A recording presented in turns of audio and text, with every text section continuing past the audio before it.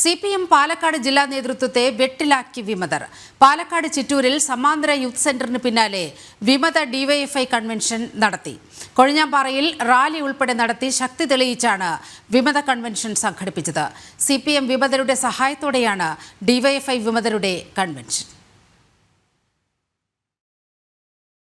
കൊഴിഞ്ഞാമ്പാറയിൽ CPM Palakkad ജില്ലാ നേതൃത്വത്തിനെതിരായ വിമത നീക്കങ്ങൾ കൂടുതൽ ശക്തമാകുകയാണ്.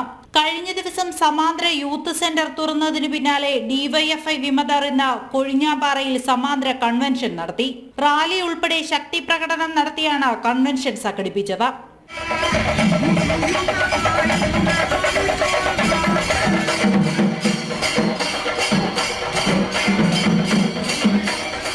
ഡിവൈഎഫ്ഐ കൊഴിഞ്ഞാമ്പാറ മുൻ മേഖലാ സെക്രട്ടറി S. സദാം ഹുസൈൻ, പ്രസിഡന്റ് മനോജ് എന്നിവരുടെ നേതൃത്വത്തിലാണ് കൺവെൻഷൻ.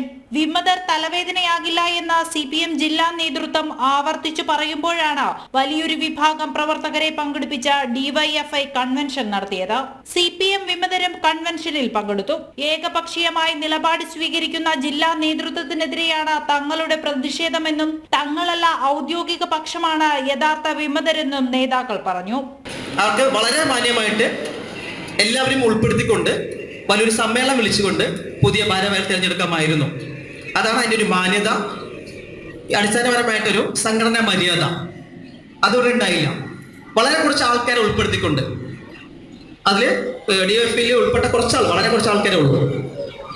പല രാഷ്ട്രീയത്തിൽ നിന്ന് വന്ന ആൾക്കാർ, മെമ്പർഷിപ്പ് പോലും ഇല്ലാത്ത ഒരു വ്യക്തിയാണ് ഡിവൈഎഫ്ഐ മേഖല സെക്രട്ടറി ആക്കിയിട്ടുള്ളത്. ആലോചിക്കണം നിങ്ങൾ, എന്ത് അടിസ്ഥാനമാണ് ഇതിലുള്ളത്?